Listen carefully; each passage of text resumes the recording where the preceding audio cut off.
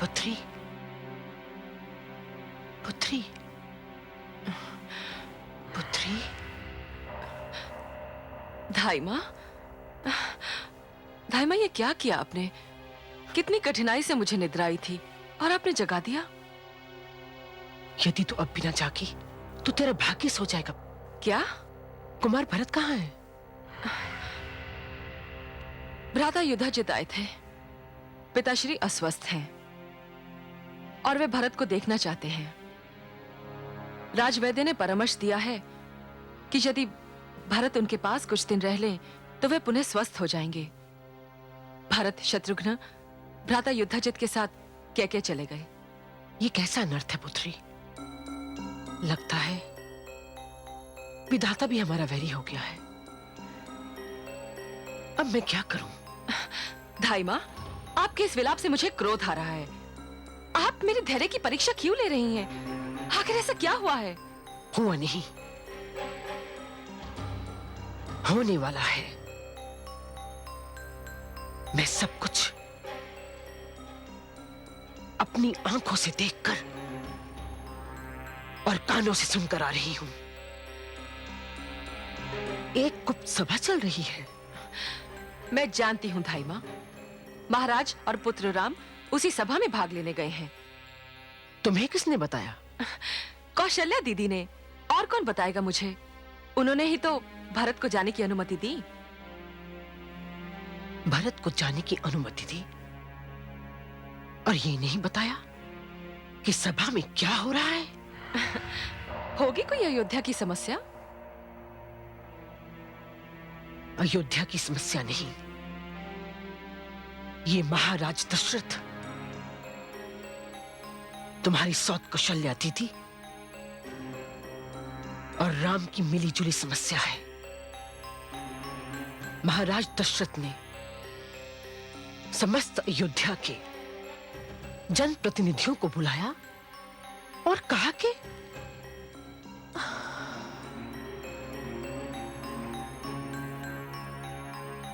अब मेरी समझ में आया कि तुम्हारी सौत कौशल्या दीदी ने मेरे भरत को क्यों भेज दिया। महाराज ने जनप्रतिनिधियों से क्या कहा? यही कि वो राम को राजगद्दी देना चाहते हैं। ओहो धाइमा, जिस बात पर सारी अयोध्या को प्रसन्न होना चाहिए उस बात पर मैं आपके कहने पर बुरा मान जाऊं? हाय दुर्भाग्य,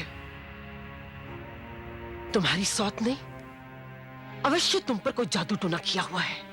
धाइमा, धाइमा, राम ज्येष्ठ हैं, राजगद्दी उन्हें ही मिलेगी। और ये गद्दी उन्हें तब मिलेगी जब तुझे कोई सूचना नहीं मिलेगी।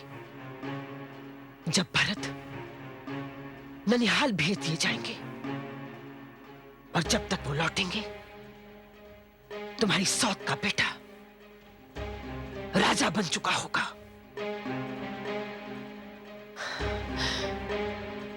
आपके कहने का तात्पर्य है कि भरत को जानबूझकर भेजा गया है और पुत्र राम के राजा बनने का समाचार मुझे नहीं दिया जाएगा? तू ही कहा करती थी ना कि राम कुछ भी करने से पहले तुमसे परामर्श करते हैं। हाँ, अब तक तो ऐसा ही था। तो फिर इसकी सूचना तुम्हें क्यों नहीं दी तुम्हारे प्रिय पुत्र राम ने? कदाचित अवसर न मिला हो। पुत्री, मुझे तुम्हारी बात में अब वो आत्मविश्वास दिखाई नहीं देता और फिर भी तू मेरी बात नहीं मानना चाहती। इसमें कोई षड्यंत्र है। यदि यह सिद्ध नहीं हुआ तो धाइमा, एक बात आप भली भांति समझ लीजिए, इसके पश्चात आप यहां नहीं रह सकेंगी। जिस दिन तुम्हारी सौत का बेटा राजा बन गया मैं स्वयं यहां से चली जाऊंगी और सरयू नदी में डूब मरूंगी, क्योंकि मैं अपनी पुत्री को सौत की दासी और कुमार भरत को सेवक के रूप में नहीं देख पाऊंगी। तुझे क्या लगता है कि मैं झूठ बोल रही हूं? कोई भी राजा बने, मुझे उससे क्या? मैं तो धाई ही रहूंगी ना। लेकिन पुत्री, मैं तेरे साथ ये अनर्थ होते नहीं देख सकती। क्या करूं? ठीक है धाई मां, यदि कल तक महाराज ने या पुत्र राम ने मुझे स्वयं नहीं बताया तो मुझे विश्वास हो जाएगा कि ये सब मेरे विरुद्ध एवं मेरे पुत्र के विरुद्ध षड्यंत्र हो रहा है।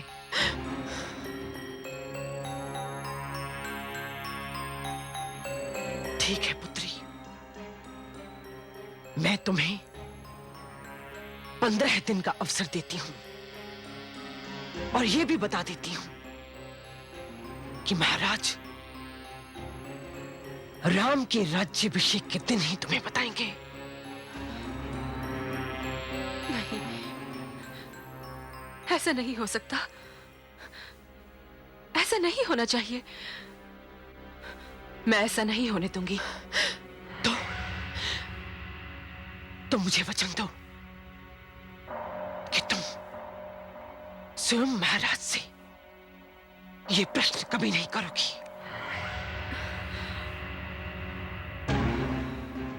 मैं वचन देती हूं, मैं वचन देती हूं धाई मां। मैं महाराज दशरथ की छोटी रानी हूं, किंतु मैं भरत की मां भी तो हूं। मुझे इसका ध्यान है धाई मां, मुझे इसका ध्यान है।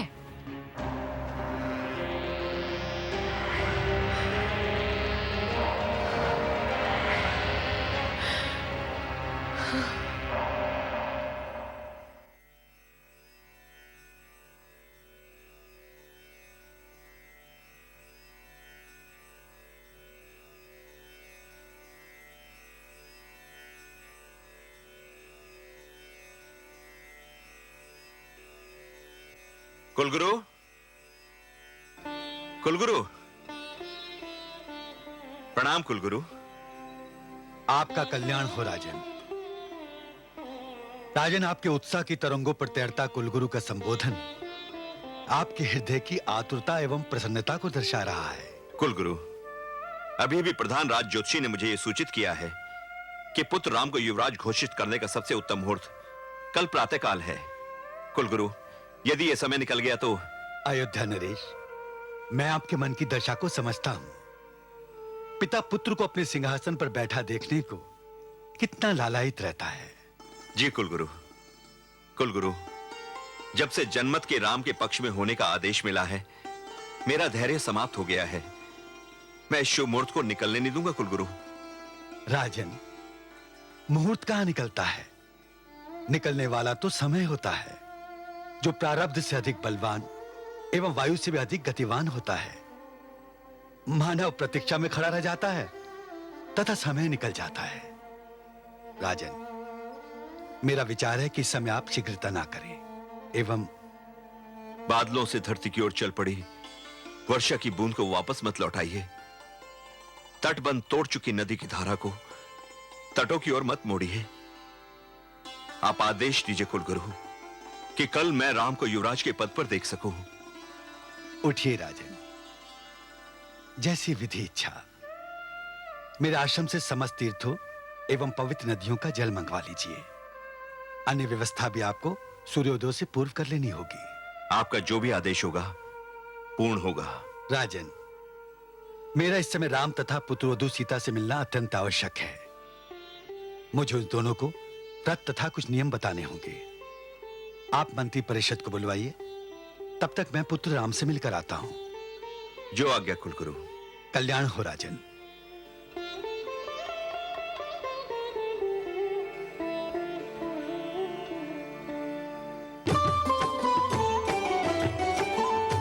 अवधपति गुरु अनुमति पाए, मन के कले कले मुस्काए। चले गुरु रघुवर के पासा, लेकर लेकर हृदय नृपति अभिलाषा, लेकर हृदय नृपति अभिलाषा।